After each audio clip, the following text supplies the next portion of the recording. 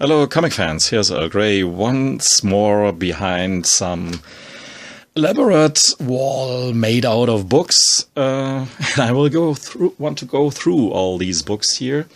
It's the continuation of my list thing here. Last time I spoke about my favorite writers, this day about my favorite artists. I mean, these lists are highly subjective and maybe even some kind of nonsense when you consider how many great artists, writers, and so on are out there. For instance, today in this video with my favorite artists, I haven't included Bilquis Evely, Simon Bisley, Tyler Crook, Will Maltite, George Bess, Edouard Adam. All these are not included here. All of them and many more would have deserved being here. But sometimes I like this bit of clarity that you maybe get when you think which artists are really important, the most important to me. I couldn't have done it with less than 15, so it's my top 15 today. And to top it all, I will do a separate list with cartoonists, artists that write their own stuff. So today it's all about artists that mostly draw after scripts from someone else. Like on rank 15, we have Kelly Jones. Of course, most famous, and I guess it was his jumpstart into the comic business industry here with Sandman, Neil Gaiman's Sandman. And his Sandman is maybe the most iconic version, just these drapes flying, very Kelly Jones-ish in hindsight, but nailing the character in a very stylish and very stylish and unforgettable way. And you can see here his use of blacks already there that made him such a good artist for horror comics, horror stories. And usually you think of his art, hey, that could be in black and white as well, or even better. Here's a little complete collection of his Deadman comics.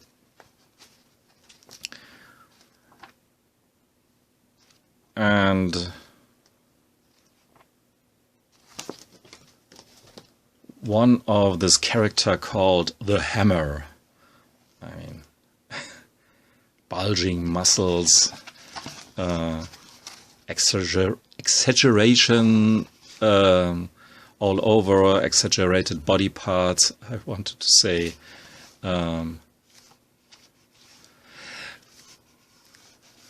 It's kind of easy to spot Kelly Jones drawn comic, highly Bernie Wrightson influenced, of course. Somehow there's not so much evolution going on when I see his stuff. Maybe it's his strength, maybe it's his weakness, I don't know. He has found his style very early. Now to rank 14. And yeah, he's an artist that pops up in my videos very regularly, and I usually speak of his art as very old school-ish, and because it is old school. William Vance, topped and with the colors of his wife Petra, which is for me a very special and important ingredient. But he can tell me tales that take place in medieval ages, like with Ramiro, or in the 19th century, some adventures that take place on the ocean around this general or a lieutenant of the Royal Navy who has to regain his honor. Fantastic story, and I like these kind of adventures that take you way back in time. And of course 13, but I don't want to show you again 13. Here's Bruno Brazil, one of his earlier efforts, and showcasing where he came from. Almost looks, all the stuff looks like the old advertisements in journals for cigarettes. Do you remember cigarette advertisements? Then you're probably as old as I am.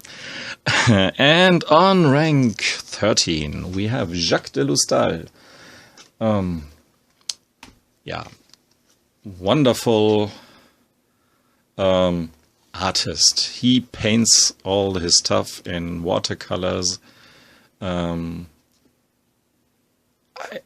I first took a look, however, when I first looked at his fantastic drawings, I felt a bit awkward because the proportions of his characters are always a bit off, until I realized that it's all about style here and about atmosphere and emotion, and so that the proportions, when sometimes the head is a bit too small or the body too big, or it doesn't matter. It really doesn't matter.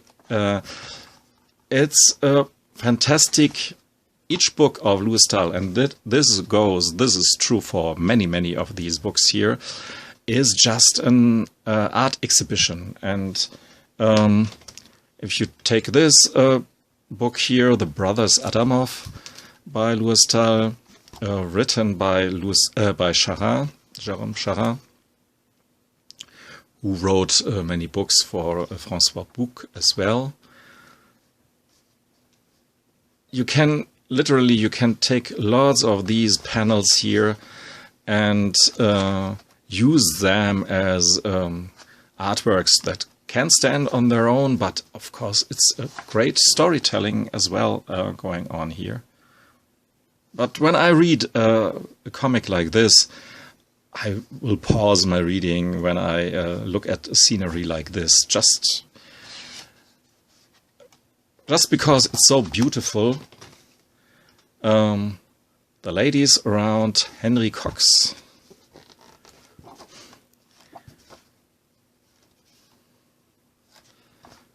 So, on rank 12, we have one artist that should not be new to you if you follow my channel, Don Lawrence. He's great at sci-fi, showing us detailed visions of the future. This world of Pandavi is highly detailed, very interesting, even if the stories are very basic, good versus bad stories, but the bad guys are always very interesting. The whole scenery in which all these adventures take place are very special and interesting, and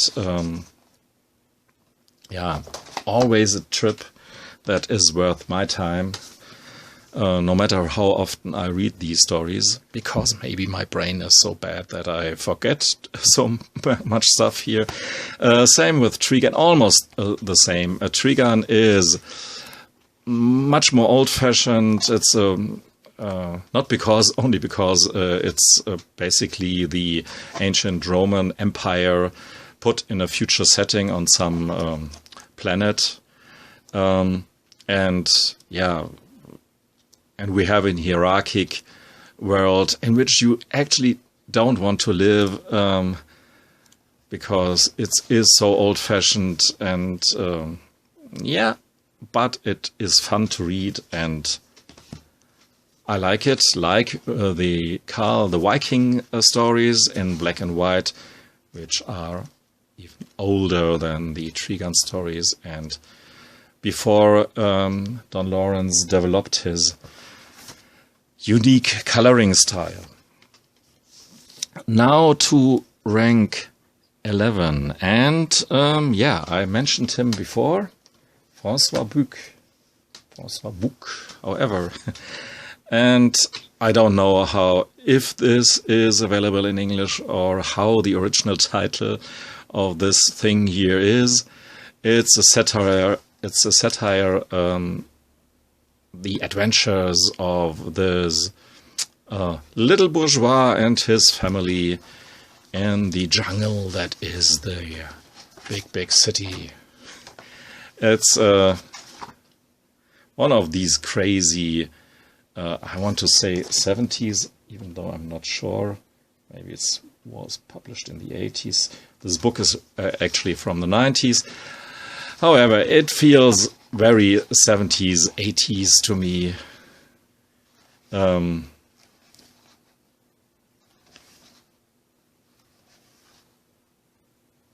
It's mind-bending art, and so it is no wonder that Alejandro Jodorowsky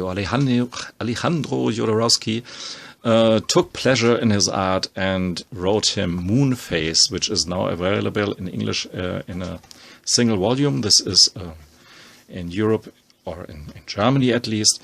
It was available in 3 of these slim hardcovers. I did a video about this story here, which is one of these most absurd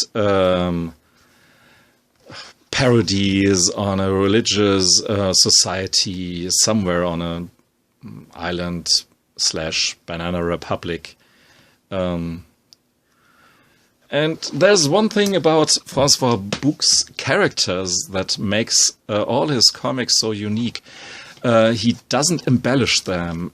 His characters are usually even uglier than real humans, or they showcase us as ugly as we are. I don't know, at least some of them. And this gives his story a kind of realness, and so we don't have these idealized faces like, for instance, by William Vance, which I like as well. But this is just something different, not better necessarily, but yeah, different. On 10, I have the only woman, I have to apologize, sorry, the only woman in my list here, and that's Annie Götzinger. I mentioned her in the last video already because of Pierre Christin. This is, I think, the oldest comic by her. Now, I'm sure about that. It's published by the old Volksverlag, who brought us Gilbert Shelton and Robert Crumb and so on. It's Annie Götzinger's take on Catwoman or related characters. I mean, there was Phantom Lady or however, and there were several characters, similar characters, but not one really close to Felina, I would say. And it's nice art and interesting paneling that really evokes the feeling of Art Nouveau here. And her art, I don't want to say improved, because this art here is perfect, but got more detailed. And look at this beautiful cover here about this story, also written by Pierre Christin, The Wife of the Sultan. Okay, this book here is falling apart. Glued binding, sometimes it sucks. And here the Diva, also written by Pierre Christin. about an opera singer who collaborated or at least sang for the Nazis, and after World War II she has to pay for it. Good story, fantastic art, a wonderful comic. And now to rank 9. And this would be a bit difficult one, because Hardy Bunny, he likes the ladies and he likes to draw them. As you can see here, bang bang. It's ridiculous that we can't show you the good stuff here. Torpedo is much tamer, more violent, but who cares about violence if you have boobs in it? Boobs are bad, folks. And this is the way Hardy Bunny should be presented in black and white. He is really a fantastic artist. Again, one guy whose style you can see from 5 meters. You will recognize his style. And Savan is a book that came out recently, sci-fi fantasy story, pretty silly story, but look at these pictures. I mean, in a way, Hardy Bunny is the king of trash, highly enjoyable trash, trash in the best sense. But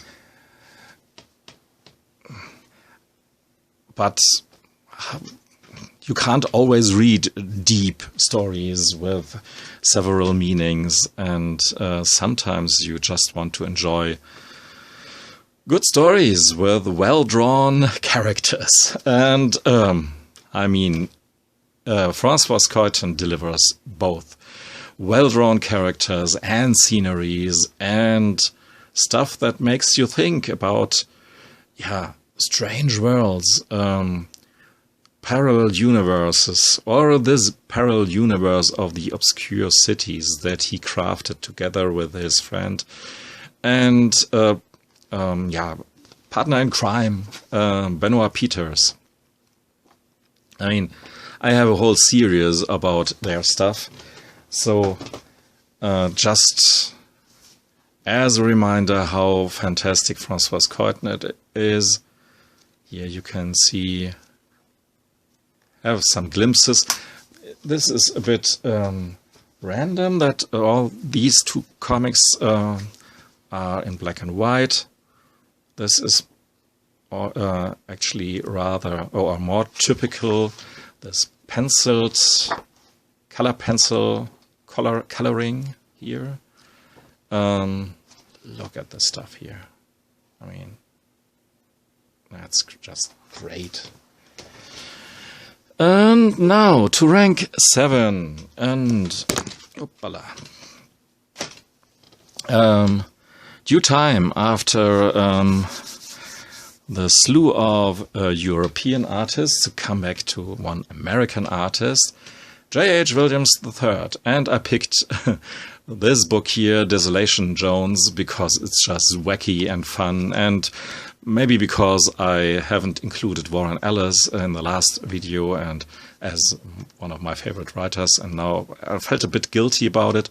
So now here's Warren Ellis channeling his inner Garth Ennis, because this is really a whacked out story about an unkillable superhero who is really not a happy guy, but is used, if I remember correctly, by the CIA or the FBI, the MIG, however. Here's the latest output of Mr. J.H. Williams III that he created together with W. Hayden Blackman. And I'm talking about Echolands. And this is the hardcover collecting the first run of this story here. And J.H. Williams III is not only a perfect artist, draughtsman, with a very highly experimental use of panels, but he can switch art styles in a second, in a panel. Here within the stories, there are panels from that showcasing art styles from very different traditions, and like here Milton Caniff and others. You will recognize the stuff. So it's by nature not the most original art because it's so mixed. But hey, what is really original? Maybe Batwoman Elegy? I could show you the Sandman Overture. Maybe his most perfect collection of art pieces disguised as comic panels. Or here, Batwoman, written by Greg Rucka. That was the comic that brought J.H. Williams III to my attention, together with his contributions to Grant Morrison's Batman run.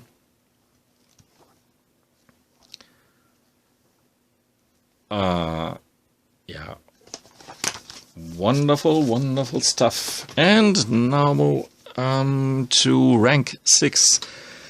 And that's Darwin Cook Olate. Here we have the fantastic Martini Parker edition. I did a video about this beautiful book, these beautiful collected editions, the 2 Martini editions. And here's Final Crisis, not Final Crisis, New Frontier, of course, the Absolute Edition. Fun comic that really conveys the fun of superhero comics, even for a guy like me who doesn't read superhero comics too regularly, to put it mildly. But he has this retro style that really fits these kind of stories 100%. And then, as you can see in big letters, we have on rank 5 Tim Sale. Here I just picked an art book that gives us a good cross-section of his drawings. Yeah, Tim Sale is as well no longer with us, unfortunately. What a loss it is for the comics world, especially when you think of stuff like this.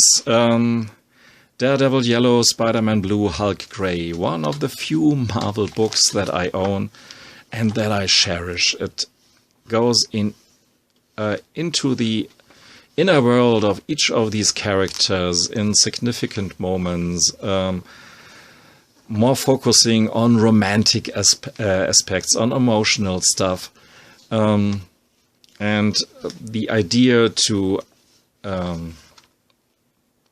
put a certain color scheme or a basic color as a theme for each of these stories is just great. And then we have, of course, the trilogy, The Dark Victory, Haunted Night, and The Long Halloween, all written by Jeff Loeb. I don't care too much about Jeff Loeb's writing, but it gives Tim Sale a good basis to shine and to show us the Bat world and all the characters in a new, different light. And I really love just the iconic stylizations of Tim Sale. One of my beloved Bat books. And now to rank 4, with one of these fantastic Argentinian artists, Alberto Breccia, with Lovecraft adaptations. And Some consider this book here as maybe Alberto Breccia's best book. I don't know, but he has for sure a unique take in capturing the horror and the ambivalence of Lovecraft stories with his structures and all these different printing techniques, using different materials. It's always very rewarding to look at each panel very closely and trying to figure out how did he do this. There are a lot of different techniques involved, for sure. Mort Cinder had seen a nice Fantagraphics edition in the meantime. This is the German edition here from Lovecraft. I think Fantagraphics put out one as well. I don't know. So,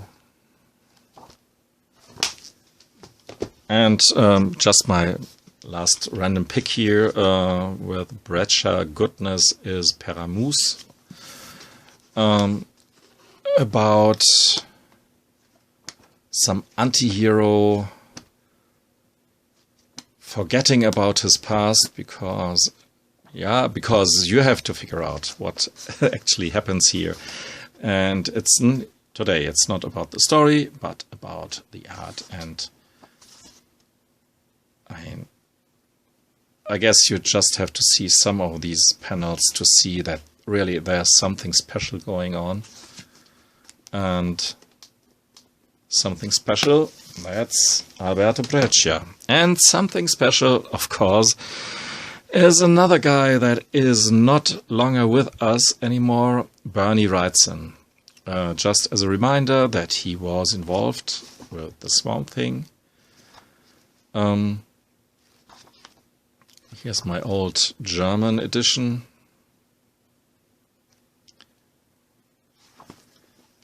And a collection of his contributions to Creepy, the Creepy magazine.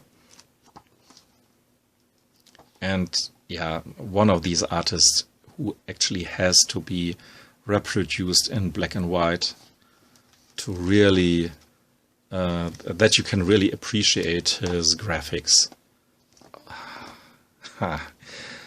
Wonderful, wonderful stuff.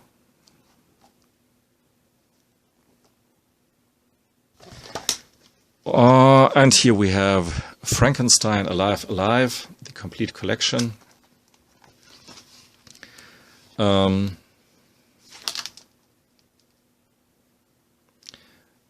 He did a bit of the story here, so it's not just his art, but even a bit of the story is as well by him. And Frankenstein is a very interesting figure and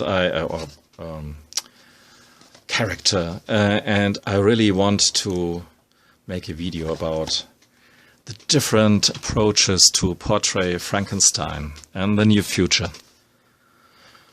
Now to rank 2, and I rave a lot about rank 2 and about rank 1 as well, so maybe it's no surprise for you that Wozinski is one of the 2 favorite artists in the comics world. This is an late album of Thorgal he did, and all these panels are just stuff in which you can lose yourself, full of atmosphere, beauty, and sometimes I would say this thing here has enough information and detail to make a whole double-page splash out of this. Or it's atmospheric. The character, the emotion of the characters are always on point, and yeah,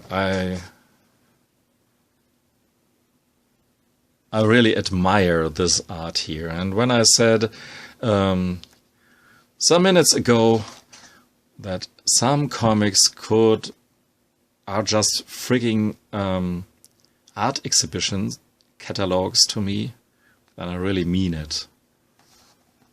This really transports you into the world of the Vikings, and as much as I love Thorgal and the writing of Jean Van Damme, it would be nothing without the amazing art of Gregor Rosinski. And I have a bit more of it.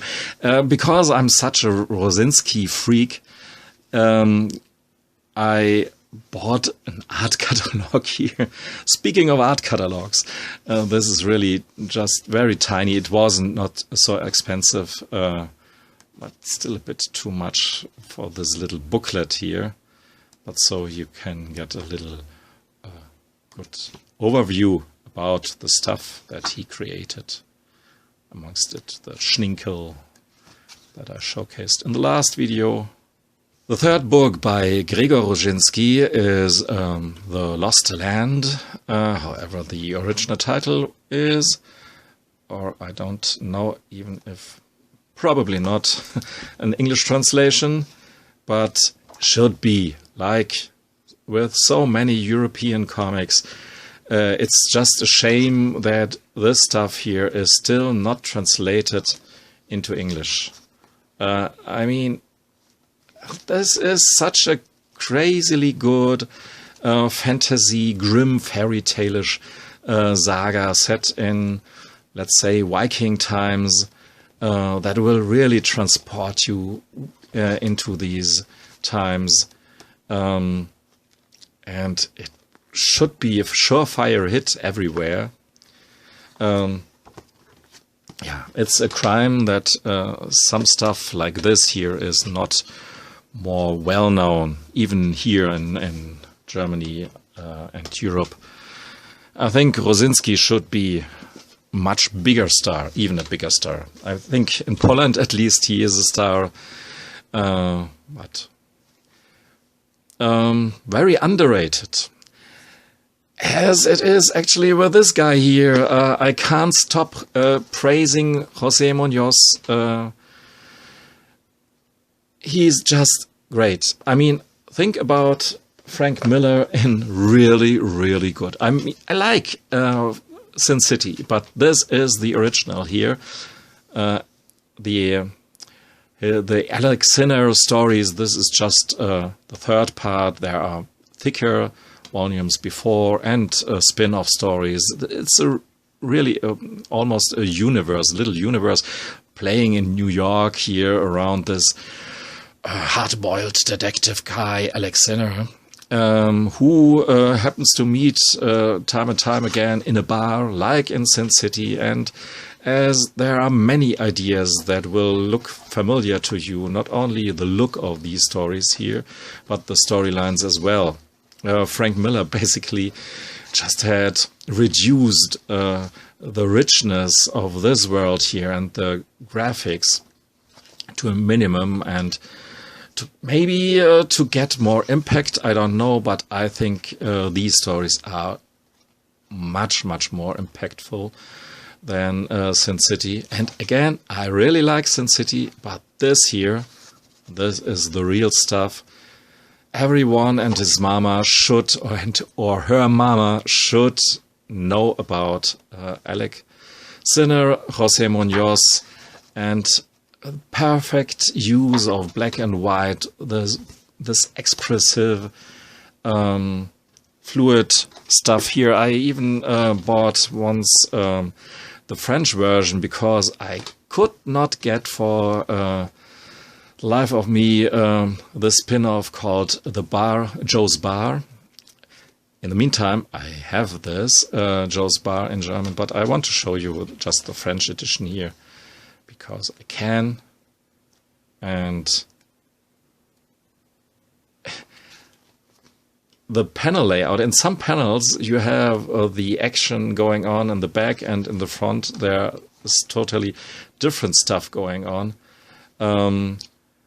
And we have drawings that remind me strongly of Lorenzo Mattotti, but I think first came this drawing here, and then maybe Lorenzo Mattotti took it from José Muñoz, but it's not a fault to learn from the best, and that is true as well for Frank Miller. So, and Frank Miller is honest enough to admit the huge influence of José Muñoz art for his Alexina, for his Sin City, of course.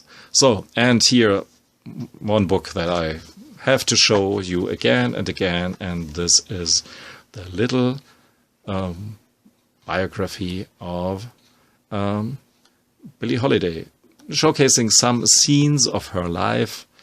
And we have even a short cameo of Alexina in the back here.